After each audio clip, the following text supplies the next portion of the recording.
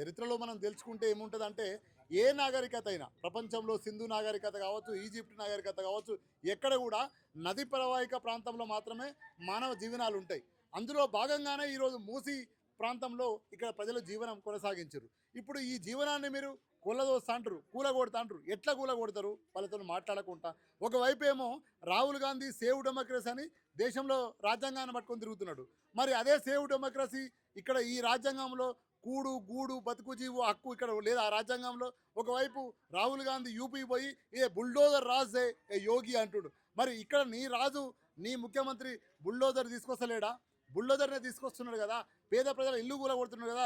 శంకర్ నగర్లో 250 పైసలకు ఇల్లు కూలగొట్టారు. ఇప్పటి వరకు వాళ్ళకి ఇల్లు ఇవ్వలేదు. ఎక్కడో డబల్ బెడ్రూమ్ అని పడేసారు. వాళ్ళు ఏడ పని చేయాలి, ఏడ బతకాలి, ఏ జీవనం చేయాలి? కాబట్టి బస్తీ సంఘాల జేఏసీ నుంచి ఈ ప్రభుత్వాన్ని మేము రిక్వెస్ట్ చేస్తున్నాం, డిమాండ్ చేస్తున్నాం, అప్పీల్ చేస్తున్నాం. ఏమని? ఈ ప్రజలతో మాట్లాడండి, వాళ్ళ హక్కులు ఏందో వాళ్ళకి చెప్పండి, వాళ్ళకి ఆల్టర్నేట్ ఎక్కడ ఏమిస్తారో మాట్లాడండి. అంతేగాని మేము రాత్రి వచ్చి జిహెచ్ఎంసీ వచ్చి రెడ్ మార్క్ వేసిపోతాం, మీరు కూల్చోవాలి, బుల్డోజర్ తీసుకొస్తామంటే బుల్డోజర్ను ఎదుర్కోవడానికి బస్తీ సంఘాల జేఏసీ కావచ్చు, మిగతా ప్రజా సంఘాలు కావచ్చు, కుల సంఘాలు కావచ్చు, కార్మిక సంఘాలు కావచ్చు, అన్ని రాజకీయ పార్టీలు కావచ్చు కలిసి వచ్చి నిలబడతాయి. అది పేద ప్రజల కోసం, ఏదో ఓట్ల కోసం కాదు కదా ఇప్పుడు.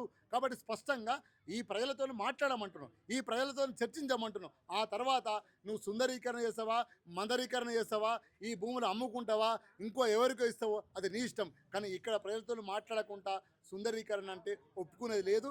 బస్తీ సంఘాల జేఏసీ స్పష్టంగా మూసీ తీరాన జనయాత్ర శాంతియుతంగా ప్రజల యొక్క ఇబ్బందులను తెలుసుకొని ఇక్కడ ఉన్న పరిస్థితులను ఈ ప్రభుత్వానికి తెలిపే ప్రయత్నంలో భాగంగానే ఈరోజు బస్తీ జనయాత్రని మూసీ తీరాన జనయాత్రను మొదలుపెట్టి ఈ యాత్రను కొనసాగిస్తున్నాం. అందులో భాగంగానే మొదటి రోజు ఇక్కడ కమలానగర్లో మూసీ తీరాన చాదరగట్లో మొదలుపెట్టడం జరిగింది.